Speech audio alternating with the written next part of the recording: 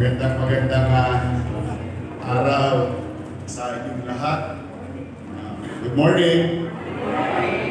Kaya masyadong makatulog at baka masyado kayong komportable. Welcome po kayo sa Maynila at manugod namin kayong tinatanggap, lalo-lalo na ang ating Regional Director and Concurrent Assistant Secretary for Operation, DepEd Central Office, Dr. Jocelyn D.R. Tandaya, and OIC Assistant Regional Director, Dr. Joel Torrecampo, at lahat ng mga SDO sa Metro Manila, especially ang aming, I think, pinakamagandang SDO sa buong Metro Manila. Pasensya na kayo, love your own. Ang ating SDO Lumeda at sa po ng mga kasama namin sa SDO Manila. At sa lahat ng mga dumako dito na protesta, nagpandiin pa. Magaganda mga costume nila, talagang nagkaya. But I'm happy to receive you in one of our goal, showcasing our goal with regard to building public school in a highly urbanized setting. This is an aspiration of mine when I was young. I am a product of this institution. Dito ako graduate. Ako full-blooded, talaga literal product of public education system. Elementary, high school, gusto ko lang ipaalala sa inyo, baka nakalimutan nyo na. Ewan ko kung may graduate sa inyo na Tulungan Center. Mas alam na daycare ngayon. But nung araw, bago ka pumasok sa primary, may early education system. Dito sa kabila, yung nakikita yung Gat Andres Bonifacio Hospital. It's a former Tulungan Center. At alam ko, yung iba sa inyo dito, tumira din ng Lutriban. Bata Bling, shoutout kami dyan. Lahat kami,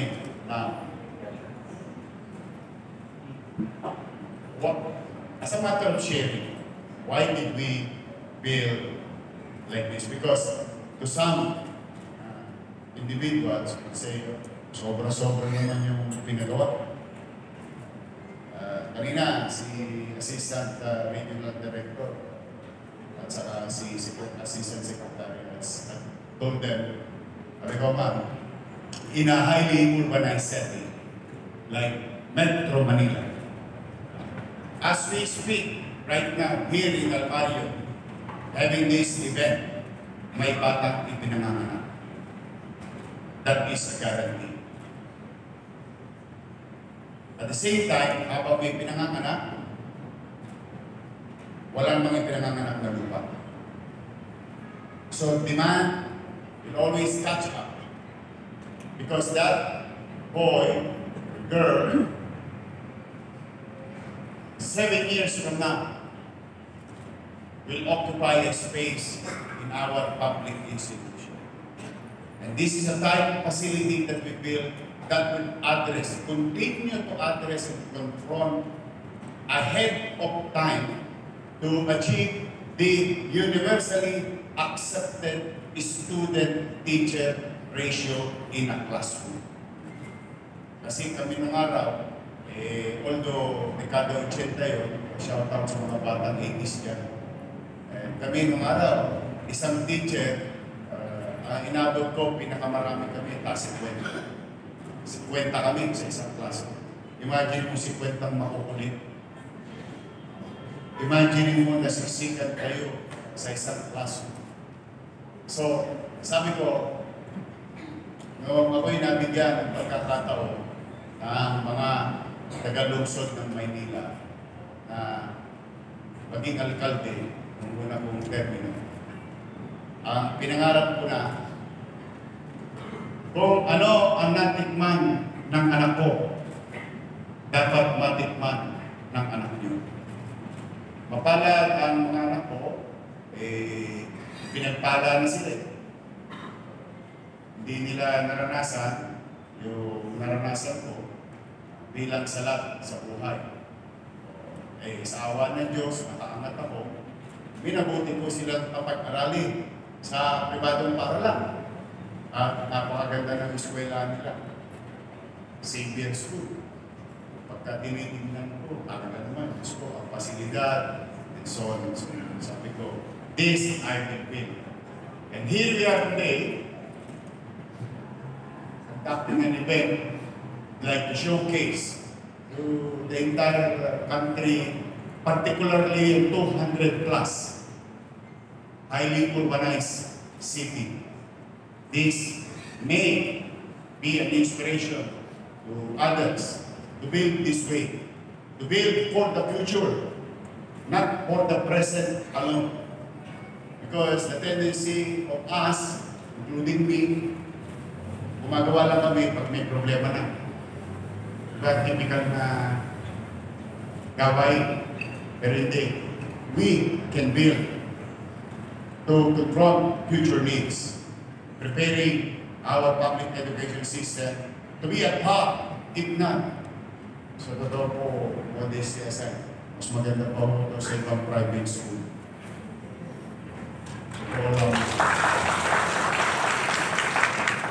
So now, we can welcome the middle class to send their kids to public school because better teachers.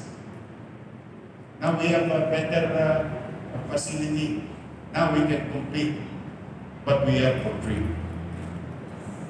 See the savings to every single family, the middle class family, and now avail of such facility in a public education system. So that's why I'm very happy to inform you na ito po ay apat. Sa totoo, na-delay lang po yung isa. Nawala po ako ng 3 taon Pasensya na kayo. Pero yung mga taga-magsaysay, matutuwa rin yan. They will have the same thing. So we have Manila Science High School, Rosario Almario Elementary School, and Albert Elementary School. You should visit Albert. To our fellow SDO in Metro Manila, baka makumbinsin nyo rin yung ibang mayor na mabisita. Because sayang may proof of concept na it happened already, i-duplicate. Kaya ako naman, hindi ko ito original na idea. Nangopya lang. Ang bawal mangopya sa loob ng silid-aralan. Pero sa pagbugobyerno, kapag mabuti naman, at sa tingin ko'y bumabagay sa kultura, tradisyon, bilang isang Pilipino, ang isang programa, ay pwede naman natin kopyahin. Across the street of this building, you will see Binondominium. Just there, above the bridge. Nataanan nyo kanina yung malamang papunta to Hicks. Except if you're coming from Nabotas o Malabon o Caloocan. You'll see that housing that is the in-city vertical housing program. Yung mga nakatira doon ay 30 SS squatter doon sa baba, sa kalsada. And we are going to build for 2026 Binondominium 2.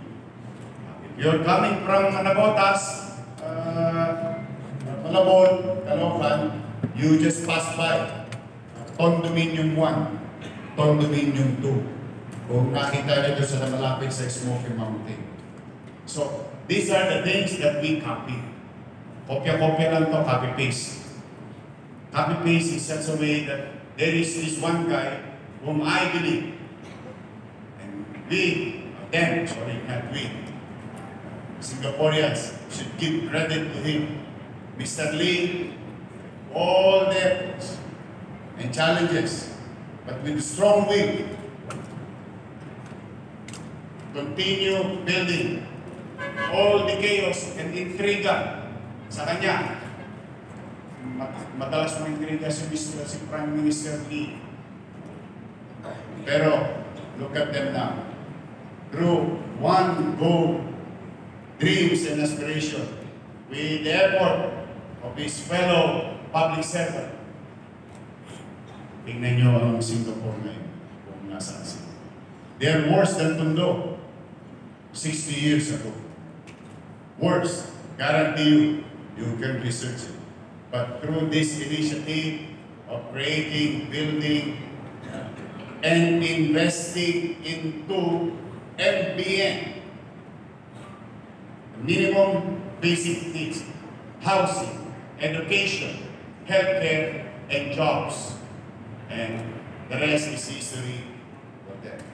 And, kaya ba natin yun? Pwede ba tayo maging ganon? Of course, that's the only thing that we have right now, is hope. And we must continue to hope. We must continue to believe. We have to anchor on it. Kailangan, alam natin, masasakit ng damdamin ninyo ngayon. Nag-aaling po yung inyong mga puso, isipan, sa nangyayari sa sitwasyon na para bang wala na talagang magbabago. Pare-pareho na lang sila. Alam ko, pare-pareho tayo nararamdaman. But, sabi nga, after the rain, there is a rainbow. Sisikat din ang araw sa atin. May panganganak din na maaari produkto ninyo sa inyong silid-aralan that someday will be a better leader, better business, better professionals. So sa mga guro na parito, hold on to it. Huwag na kayong malito sa noise. Ingat. We focus. We in Manila, we are focused. No matter how hard it is emotionally with regard to the situation, we don't want to entertain noise. We focus on delivery of what is expected from us as leaders. And I invite all my fellow Manilans, part of the city government, and our contingency in the national government. We must come together. Because if not all of you, maybe some or most of you have a story to tell, have history, or may relasyon sa lungsod ng Maynila. Meron kayong karanasan sa lungsod ng Maynila. Huwag naman na singilin ko kayo ng kaunti. Kung po pwede, lingon ninyo kaming kaunti sa Maynila because we, Manilans, we cannot just do it alone. I cannot just do it alone. We include you and encourage you. We have to come together to showcase the capital of the country, wherein during those times, in our younger years, our forefathers look at this city as the land and city of opportunity. That's why they were all here. They thought that ito ang makapagtataguyod sa buhay nila. And then we must, like that pyramid, and give this city to every Manileños and every Filipinos who will come in and out of the city.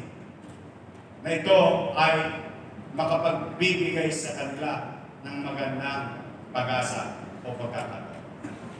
Again, to all of you here, thank you very much for choosing the City of Manila. Ito ang programa ninyo. Natutuwa kami sapagkat si Lumeda, si Superintendent, ako at ang aming school board ay muli namin ibinalik ang ganitong uri kahalintulad na gawain sa loob ng paaralan. On December 3, we will have our championship for oratory and all other literacy competition Kasi nung bata kami, pusong-puso ang orador. Ang declamation. Nung araw, pinagtatayo kami dyan ng teacher namin. Pati lahat ng pihit ng katawan, inaabot mo. Sa kahiyan, sa takot, sa nervyos. But I think, instead of all other technologies, yes, we agree with technologies, but we must continue to believe to really find talents with our students. Gusto namin competition kayo, Metro Manila, balang araw. Magkita-kita tayo sa finals. Kasi gusto namin kita productive competition, tsaka skills and talents. That's why we wanted to build a facility like this in the public education to showcase and continue to be reminded who we are as Filipino. Ipaalala sa mga bata nito ang kultura at tradisyon. At at the same time, ipakita ang galing ng mga estudyante ng pampublikong paralan. Purihin ninyo, nakapag-produce kayo ng mayo.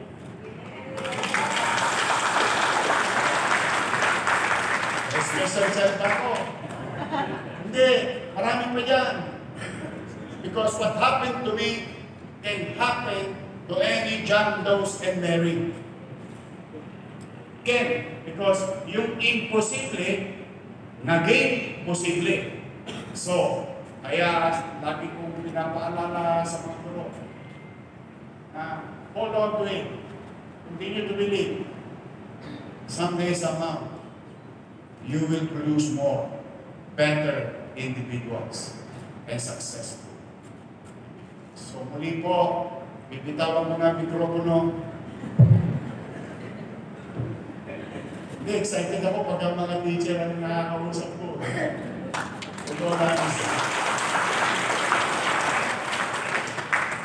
Welcome po kayo sa Manila. O di, nakakahiya naman. Siyempre, tumosgas yung mga competitors. Ilan ba ang competitors? 17 rin. 15. O, siyempre, may mananalo. May matatalo.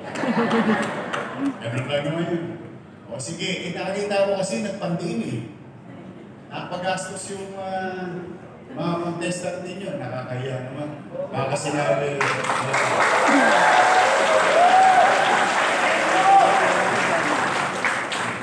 Baka sabihin, walang binesa ang mga batang Manila.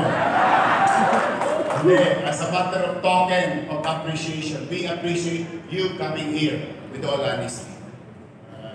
Mas maganda ang mga pasilidad ninyo na nauna na sa inyong kanya-kanyang distrito or district, no? But I'm happy that you conduct it there. Dito kayo nag-conduct ng ganitong event. So, may 15, ano? O sige, token na lang namin. Yung 15, tigpoposam sila.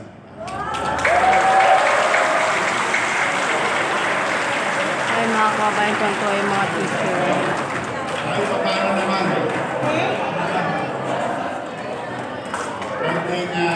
Konting provecho ba? Para mamaya, yung team, may panchicha sila. Pamanding. Kaya lagi kayo doon ako sa Manila. Masarap kami kabanding. Hey, welcome kayo sa lungsod ng Manila. Maraming salamat po. Pagpalain ka lang kayo.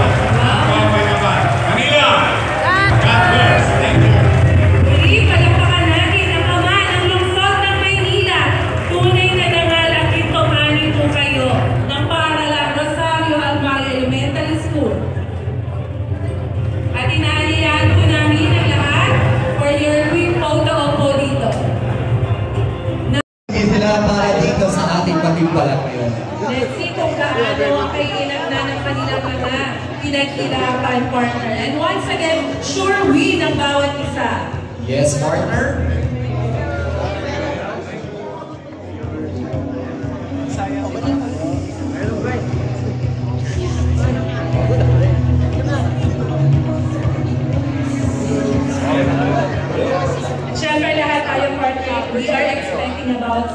Joaquin. Yes, partner. Talagang welcome naman ka dito sa ating lungsod ng Maynila. First time ever in the history na mangyayari ito, partner. Exactly, partner. So without further ado, partner,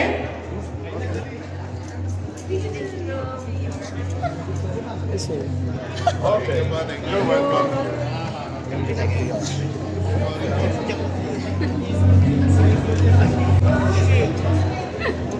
ladies and gentlemen, before we begin the competition, it is important to know how they will be judged.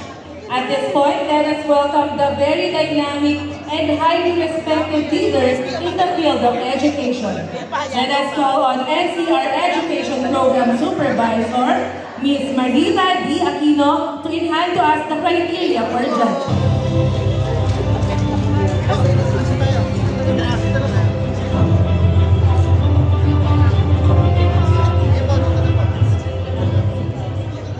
Good morning.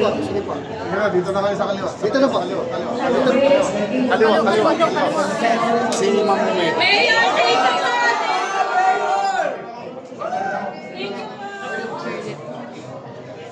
you.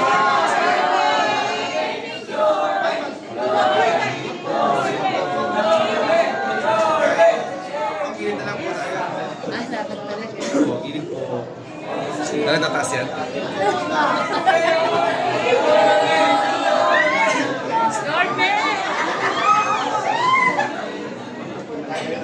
Your main.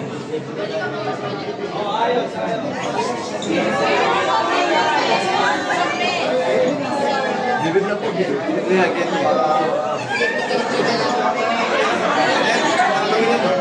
Make Manila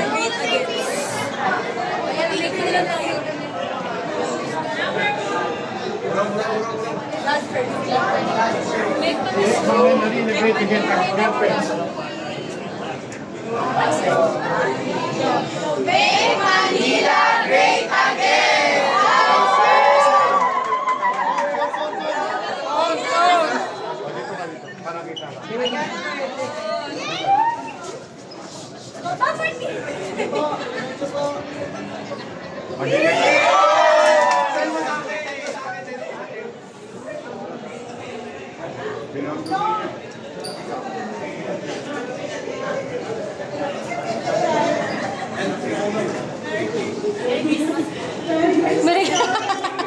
Merry Christmas.